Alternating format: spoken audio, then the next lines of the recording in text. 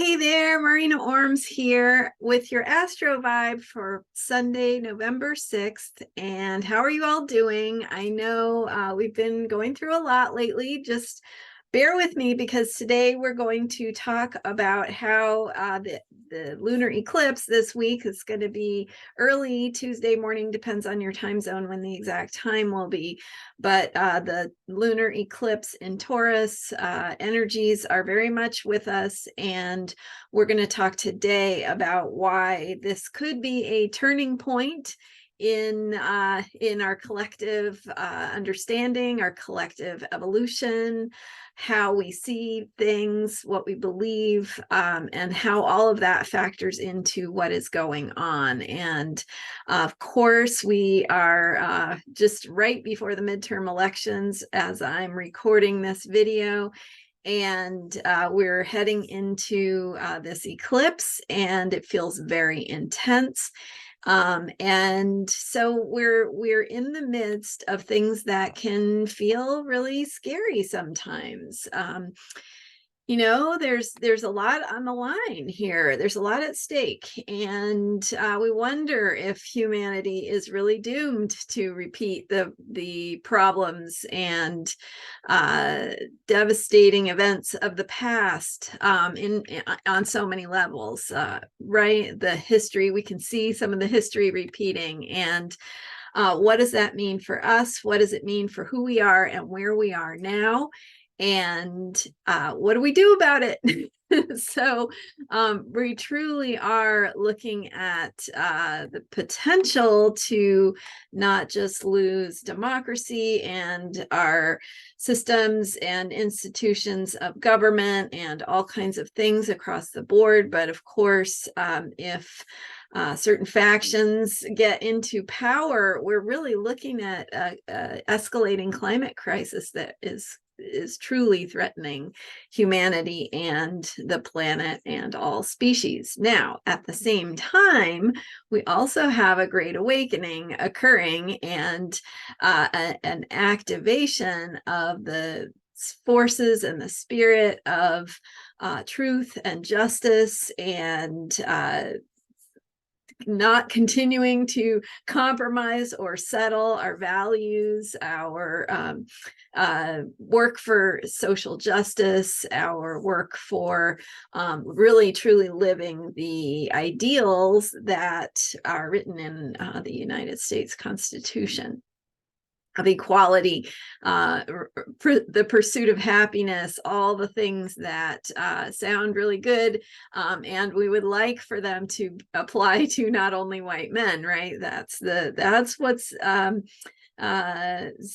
of the theme underlying what's going on: white supremacist, patriarchal forces trying to undermine our systems and institutions so that they can stop the progress, the evolutionary progress that is being made in the social realm and the political realm, and all the ways that we are becoming, healing, growing, and becoming more of what we're capable of becoming. Okay, so this week's lunar eclipse could be truly a turning point in this bigger evolutionary process. And one of the things that's important to remember is that even though it sometimes seems like history is repeating and some of the patterns of history may be repeating, we are at a different place with our consciousness. We're at a different place in our social awareness and our acceptance of differences, etc. Women are at a different place. Themes of equality and anti-racism are at a different place. Awareness of some of the wrongs of the past, is much more in the consciousness than it ever has been before. So we are different people, and that's one thing that's really important to remember as we go through this. Of course, it's really, really important to vote. So make sure you have a plan to vote. Make sure if you haven't voted already, that you are that it's part of your plan, and help reach out, see who you can help in your community, in your family, in your neighborhood, who might need some assistance with voting. Getting involved in helping to get the vote out in whatever ways you can is one way to put that consciousness into action, to say, yeah, this is the world I believe in, and this is what I'm going to do to make sure that it has a chance to continue to grow and heal and evolve as we are. So this election is only step one, and there's so much more that needs to be done. There's the consciousness of what we are truly facing, and the fact that our status quo, the status quo that we always assume will be there, right? Our rights to reproductive choice, healthcare choices, our rights to the Social Security and Medicare programs that we've been paying into all our lives, or for our grandparents, for our children, however that works, for you, and just so much more, right? The things that we are expecting to always be there are really threatened in many ways. And what's also threatened is our old way of thinking. So when we hear the phrase, you can't solve the problems from the consciousness in which they were created. I don't know whether that really was Einstein who said that, but anyway, it's a great it's a great reminder that we are at a different consciousness, and we have to step into that different consciousness. And sometimes the way that things break down or come apart or feel scary are what is required evolutionarily for us to really get it, for us to go, oh my gosh, I have to respond to this. I have to think about things differently. I have to be proactive in not, fighting for what I want, but also just living my life in a way that is in alignment with what I want. Maybe that's your choices about how and where you spend your money, right? Or of course, how you vote, all those things. It could be writing letters, it could be making phone calls, it could be conversations with your neighbors. All of those things are part of an alignment of how you are living your life in a way that can express your values and help them to take root and grow in a society. So we can't solve the problems from the consciousness in which they were created. And if we knew the solutions, if we already had the consciousness that we need to have to address the threats that we are experiencing right now, we would have solved this already. Because this has been the problems that we're seeing with the empowerment of white supremacy. I don't know if that's the right word, but that's all that's coming to my mind right now. The rise of white supremacy, I guess. The entrenchment of some of the hateful values. And so this was something we could have seen 6 years ago, even really going back through the decades when things began in the 80s, we could see things starting to take a turn in the wrong direction. So, you can explore all that. But the thing I'm trying to say is that we are here now. And if we had already had the consciousness that we need to stop this, we wouldn't be here where we are now. And so we are. And that means that in some ways, our consciousness hasn't come along yet to where we need to be. And it's not reflected in our media. It's not reflected in the collective, mainstream narrative. So, I mean, it is in many pockets, many areas. Maybe your communities already are there with the consciousness, and that's great. I know many communities and organizations I'm involved with are already there and have a whole different consciousness in how we think and talk about things. But in the collective, in the mainstream, we're not there yet. So we need to keep working on that. And this lunar eclipse, so I'm getting to it, right? I'm getting to the lunar eclipse. This week is really significant in terms of the alignments.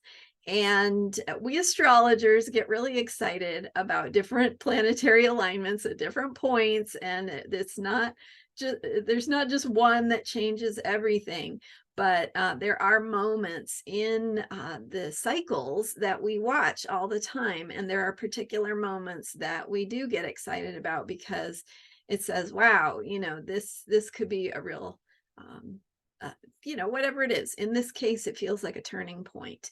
And here's why. So first of all, it's a full moon with the sun in Scorpio. That's not that unusual, happens every year. But it's a full moon in Taurus. We don't always have the planet Uranus in Taurus. We don't always have a square between Uranus and Saturn. I've talked about this in some of my previous videos, but just to give you a real quick summary, Saturn and Uranus have been in a square for the last couple of years. That square was really active in 2021. Then we got a little bit of a break from it, and now it's coming back closer to exact in the last few months. And right at this time, as we're heading into the eclipse and the last eclipse that we had on October 25th, the solar eclipse in Scorpio. So as so we have the full moon in Taurus, we have Uranus in Taurus, we have Uranus and Saturn in a square, which is from that energy from 2021 is really pressuring us to look at the status quo, to look at who we are, how we are operating, what's our norm. What is our normal, our expected? That's all Taurus energy. And what needs to change about that? That's Uranus. Uranus is the planet of change, shake up, sudden, unexpected developments, shifts, lightning bolts of unexpected new infusions of energy. So we have the square of Saturn and Uranus. Big deal in terms of our structures, our institutions, the ways that those old norms and structures aren't meeting the demands of the now, right? They haven't evolved to where they need to be to flex, to hold who we are becoming.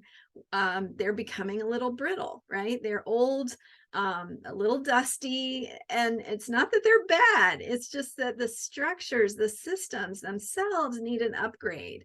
They need an evolutionary or energetic upgrade to shift to who we have become. And, our modern computers, the internet, communication systems, social media, all those things were, not even anywhere near on the radar when our Constitution was written, right? So lots of changes, lots of ways that we need to come into the present in so many ways. And that square between Saturn and Uranus is really putting pressure on us to say, all right, if you weren't getting it before, things are going to be happening now that are going to kind of put you on edge, because that evolutionary pressure is needed to get you to make these changes. And we, being creatures of comfort, wouldn't make the change if we didn't feel the discomfort. So we have to feel that discomfort in order to shift and grow and feel that pressure to change in the ways we need to change.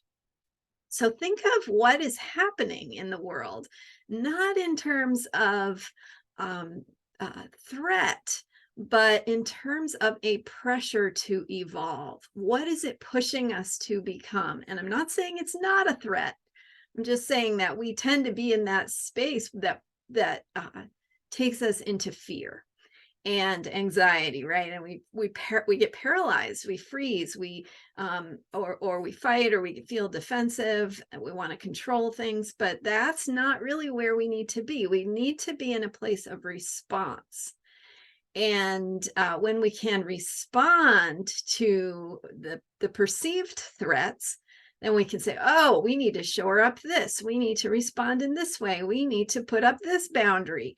When we do those things individually and collectively, we are actually helping that bigger shift of consciousness to occur. And so this pressure for us to evolve that's what it is. It's helping us to make the shift through the experience of discomfort. Okay, so that's the Saturn and Uranus square. And this particular full moon happens to be with the moon right next to Uranus, very, very close.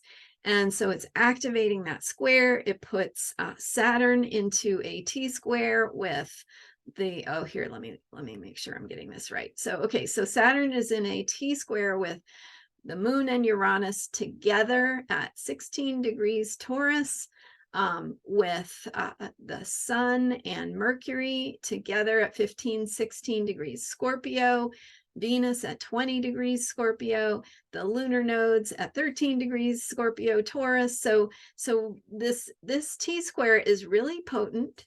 Part of that is because of the closeness of the planets in their exact alignments. So, I mean, don't worry if you don't understand that. It's just a fun thing that astrologers get excited about when aspects are really close. And so the tightness of it gives it a certain kind of potency. It's like an eclipse. And of course, we have the eclipse energy as well. And that's how the lunar nodes are involved. Is that the alignment with the sun and the moon with the lunar nodes is what creates an eclipse. And that's why lunar nodes are so important in our understanding of ourselves karmically. Okay, that's a whole different subject. But okay, so we have this T square that is activating the Saturn Uranus pressure for us to shift, to evolve, to see things from a new consciousness, and to respond to the issues and situations and perceived threats, not just perceived, they're real threats, in ways that can deal with and address this experience of discomfort. Okay, so that is one thing that is being activated by this eclipse. Furthermore, we also have two planets in Pisces, two important outer planets, Neptune and Jupiter. Neptune in Pisces is kind of about our mythology, our bigger picture way that we imagine the world, the ways that we tell stories and understand that may have more to do with Jupiter. But Neptune is our spirituality, our sense of belonging to a bigger picture, this being in Pisces, which is about the bigger picture, the way that we are all interconnected, a sense of transcendence, a sense of heart connection, a sense of feeling what other people feel, and recognizing that we are all literally in this together. That it's not about you and me. There's no othering. It's an experience of reclaiming our humanity and reclaiming our ability to love and be there for one another. That's Neptune in Pisces. Then Jupiter is retrograde and has returned to Pisces from where it was in Aries. Jupiter in Pisces is helping us tell this story. It is in the last degree of Pisces itself, a consciousness shifting degree, or a completion. It's the anaretic degree, and so in Pisces, we are truly at the end of something. We are truly letting go and releasing the past to imagine what we could become, what is possible. And certainly as we go through this energy, we have the ability to imagine all the ways we could be doomed, right? All the devastating possibilities. And I want to encourage you to also imagine all the wonderful possibilities. And I'm thinking of a scene in the Netflix series, what was it, the Sense8. I don't know if you watched that, but there's this wonderful scene on an airplane when they're going to Iceland, and I don't remember the characters' names, but there is really a feeling of something terrible potentially happening. And the one character is sitting in the airplane seat, and she's like, why am I going back here? Something terrible could happen. And her friend who's there with her says, yeah, but what if something wonderful happens? And it's really true. We really, like, it's the same energy. And so as we are facing this feeling of dread, of the potential of terrible things happening, of terrible things that have happened, right? We had the January 6th insurrection, we had a global pandemic, we had, mismanagement of our healthcare. We've had, you could go on and on about terrible things that have happened. And then we had the attack on Speaker Pelosi, the second assassination attempt on a very important figure in our government, second in line for the president. And anyway, and you can find out all the politics and so the point is that it's not just that we're worried about what can happen, because we tend to feel that it's a victim-y feeling, right? We're sitting here worrying about what might happen. Well, meanwhile, terrible things are happening and have happened, but that doesn't mean that we should give up, because wonderful things are also happening.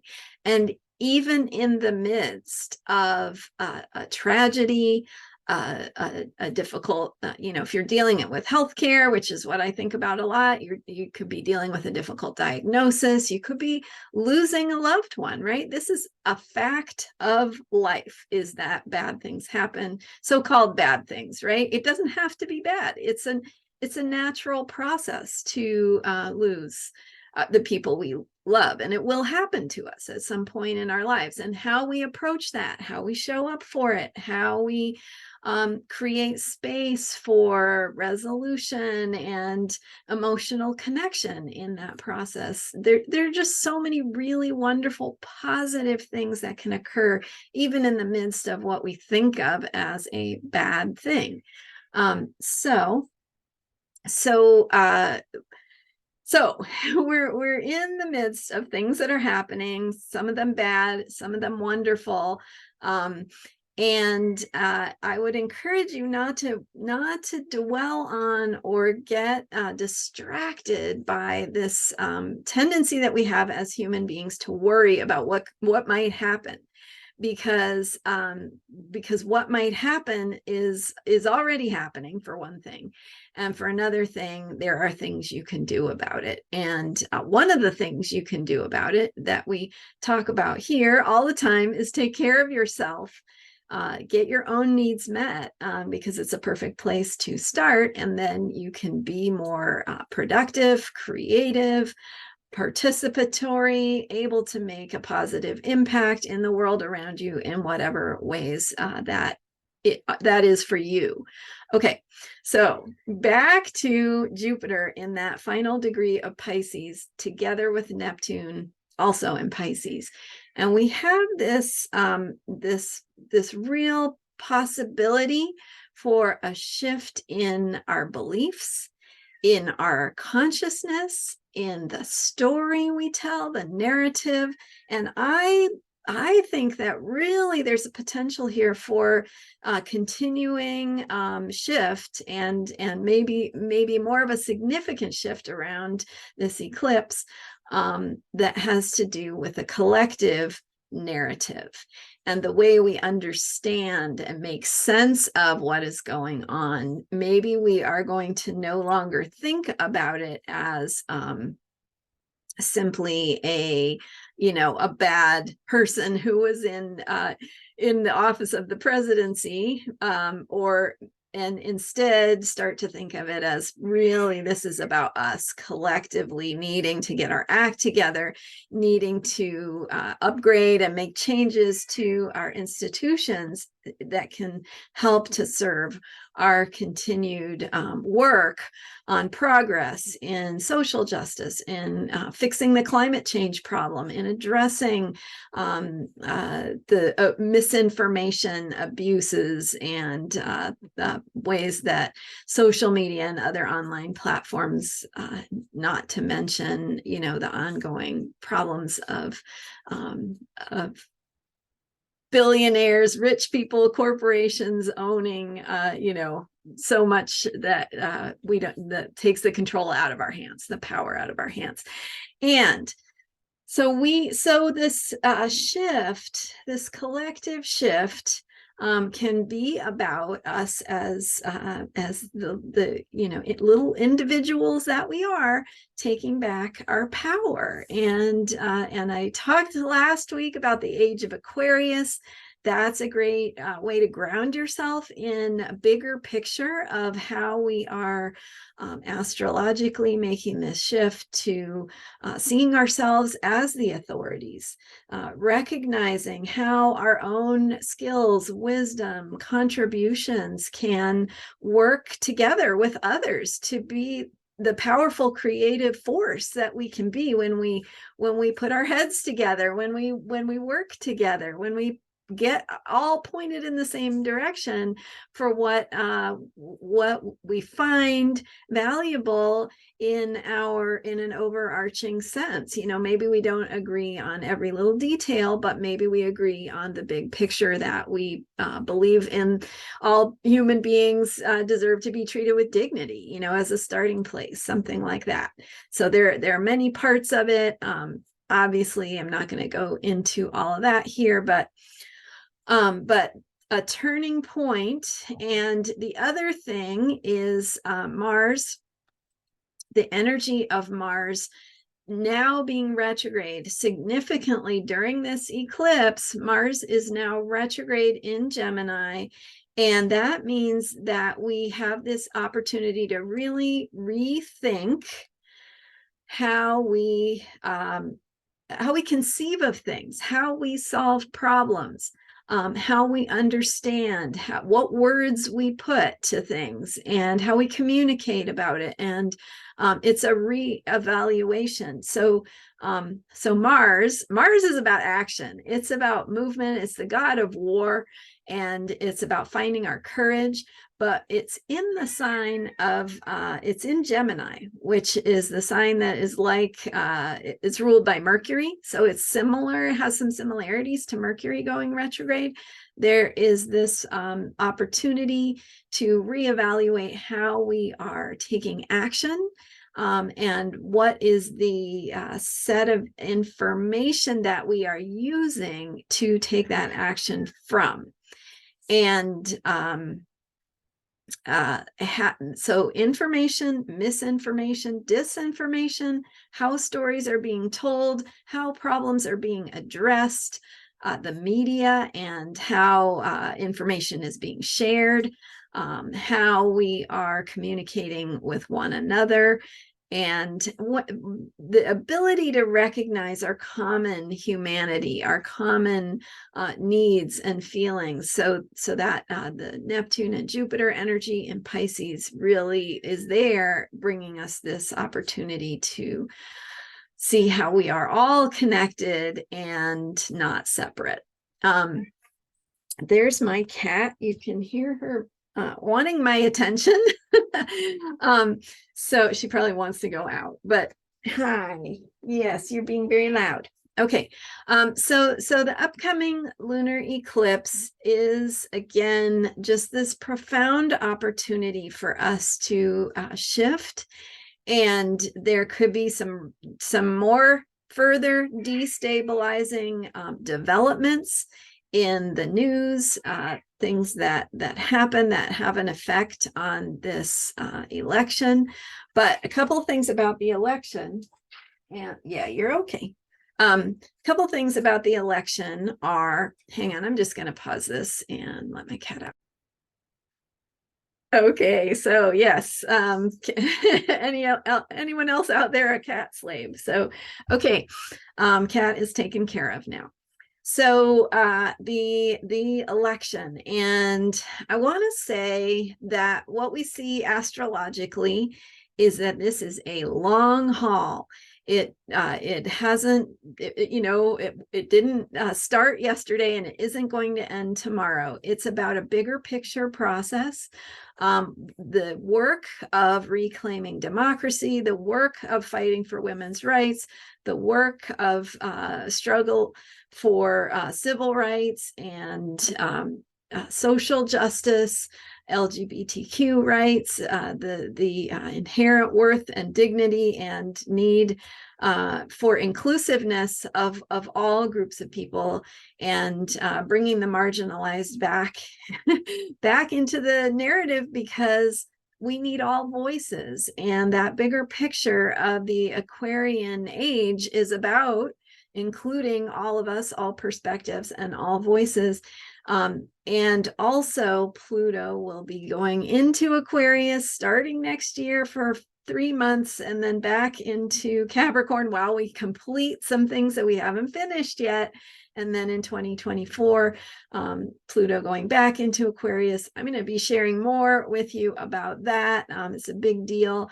And also represents a point of shift in this whole bigger process.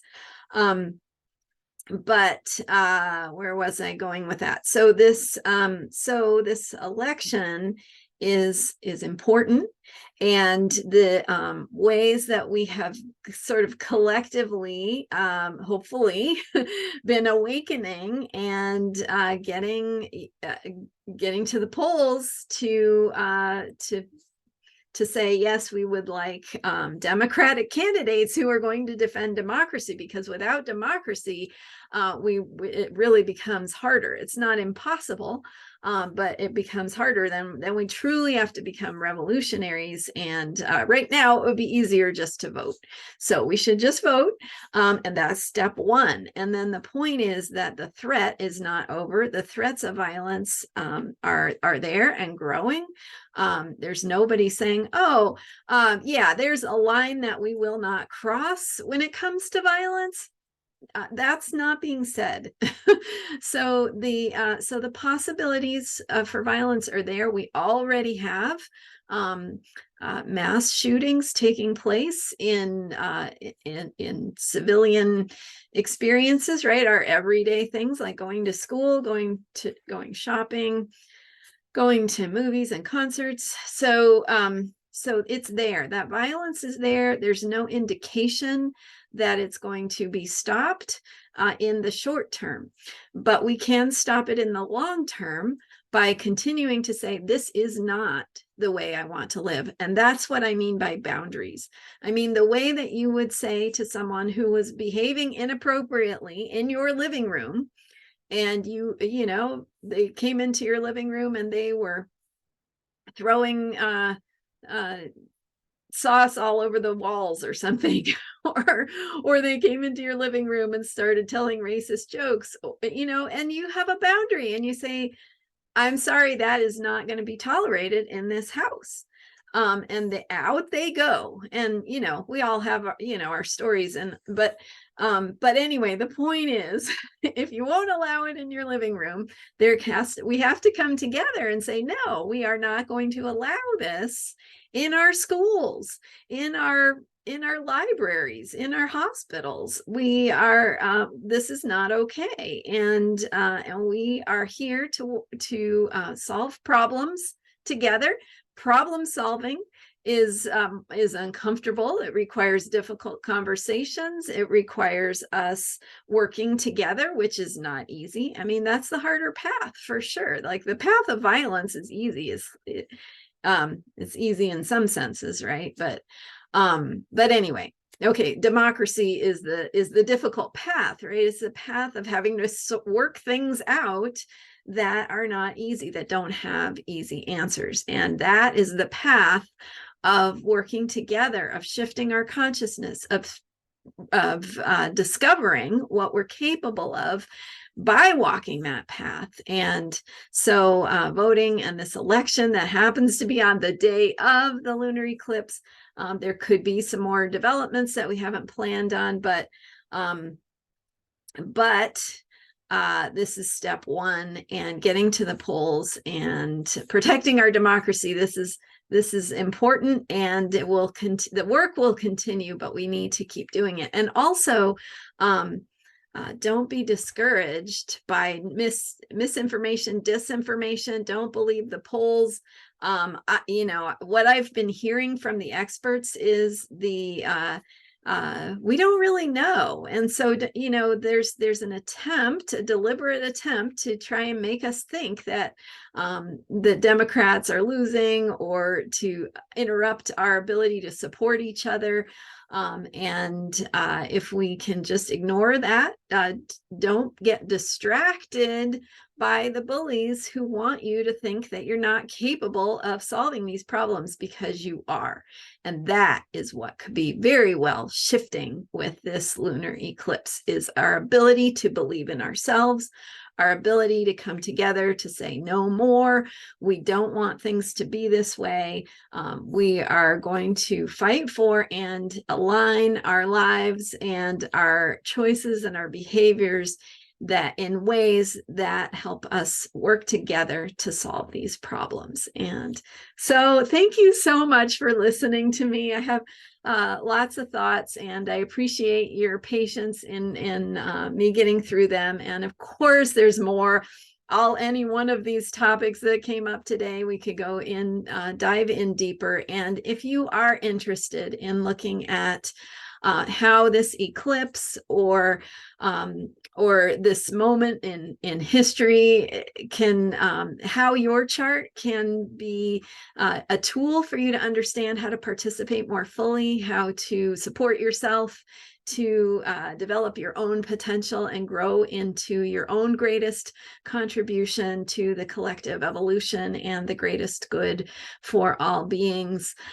You can check me out at astrologyheals.com. I've got mini readings, and really, if you want to go in depth in looking at your chart, I definitely recommend a one-on-one private session, because we can dive much deeper into what's going on with your chart and how it relates to your life and the real things that you deal with day to day, and how you can have awareness and tools that can help you deal with real challenges in your life, and support you to do the healing work you're here to do, so you can support healing and evolution in the collective. All right, astrologyheals.com, where you can learn more about me. Thank you so much for listening and for being here and following me. I love all the ways that you all are supporting my work, the likes on my videos. It just makes my heart happy. And thank you for subscribing, because that really supports me as well.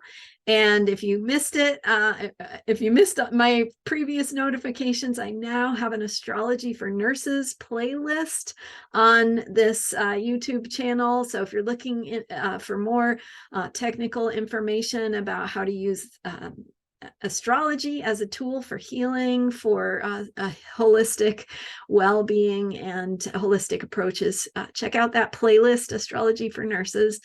Thanks again for being here, and I'll be back with more as we go through this eclipse together. All right, see you next time. Bye for now.